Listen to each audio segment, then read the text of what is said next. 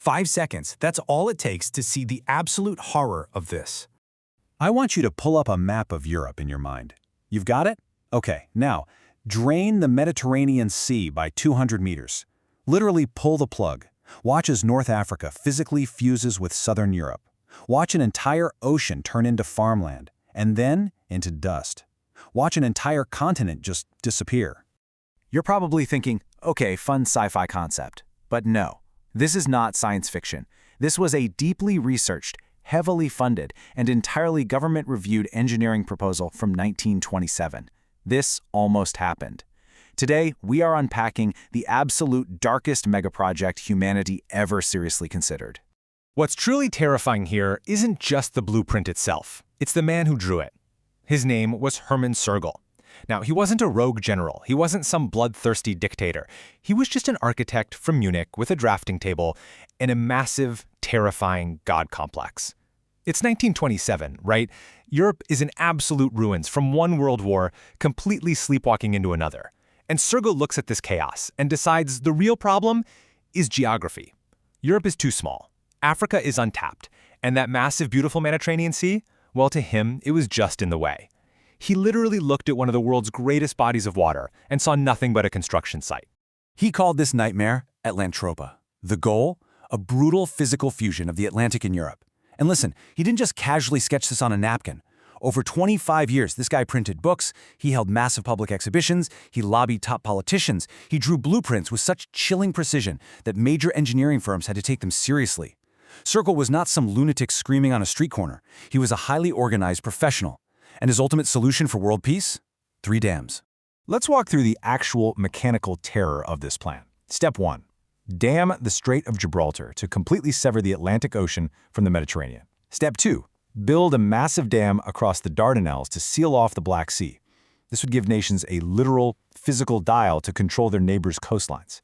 And Step 3. Dam the Congo River, flooding the entire Congo Basin to create a massive inland sea just to irrigate the Sahara.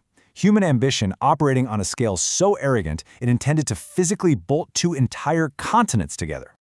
The truly crucial point to understand here is the sheer, incomprehensible scale of this. If you seal the Strait of Gibraltar, the Atlantic stops refilling the Mediterranean, right? So evaporation takes over. The water drops roughly 1 meter every single year. Fast forward 150 years, and the sea level drops by 200 meters. Just let that number hang in the absolute silence for a second. 200 meters. As millions of gallons of water just vanish, here is what gets left behind. 600,000 square kilometers of raw, exposed, ancient seabed. Sergel promised the public a brand new landmass, literally larger than the entire country of France. He sold it as a promised breadbasket, this massive, pristine new territory, just waiting for European settlement, carved right out of ancient mud and sunken Roman shipwrecks. But to pull off this apocalyptic vision, they needed the keystone, the Gibraltar Dam. We are talking about a wall of concrete 35 kilometers long, stretching all the way from Spain to Morocco. If built, this would have been the longest, most monstrous, most unnatural structure ever proposed by humanity, pumping out a mind-numbing 150 billion kilowatt hours of electricity every single year. Now, think about the physical mutilation of the map. It would be immediate. Drop the sea by 200 meters, and the major ports of the world just go completely dead. The Adriatic Sea vanishes. Venice, this beautiful, historic city of canals, is suddenly left stranded in the middle of a vast, flat, drained valley, its wooden foundations literally rotting in the open air. Imagine waking up in a historic seaport like Barcelona, Marseille, Naples, or Alexandria, only to find the ocean has retreated miles and miles inland. Ancient sea lanes turned into paved highways running through a dead, salty basin. But here is where Sergel's utopian savior complex completely shatters. He promised a breadbasket.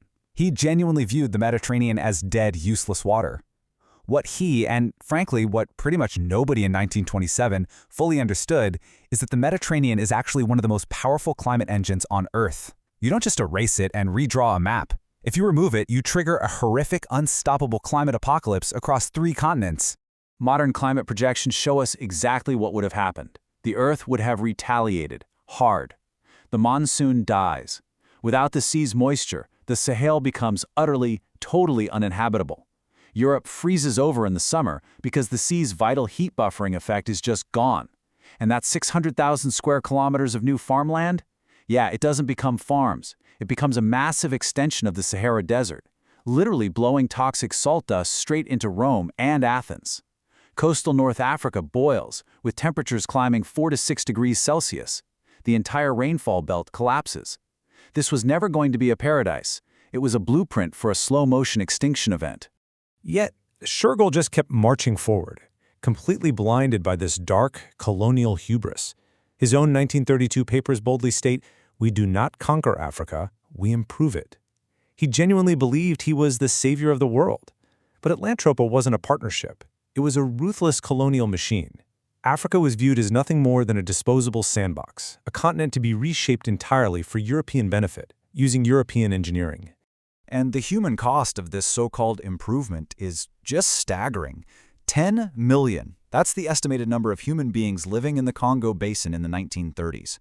When Shergill casually drew up his plans to dam the Congo River and flood an area the size of England, he proposed absolutely zero plan for these people.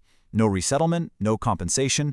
10 million souls about to be drowned out of existence, and they were completely omitted from his immaculate, terrifying blueprints. You look at the 1938 exhibition posters for this project, and the pattern is glaringly obvious. A triumphant European figure standing over a completely reshaped, orderly, irrigated Africa. Not a single African figure appears anywhere in the artwork. If you read the technical papers, the word Africa appears hundreds of times. The words African people, almost never. Because Africa was never asked. So, how did this apocalyptic vision finally come to an end? Well, here is perhaps the most deeply unsettling fact of this entire story. It wasn't stopped by moral outrage. It wasn't stopped because some politician suddenly realized the climate would collapse. In fact, major German engineering firms actually reviewed the Gibraltar Dam and deemed it structurally buildable. The only things standing in the way were a lack of post-war financing and a car. In 1952, Hermann Shergill was struck by a car in Munich and killed. He ran out of time, he ran out of money, and an entire ocean was saved purely by accident. It's chilling to just stop and consider the dystopian timeline if he had actually secured the funding in 1935.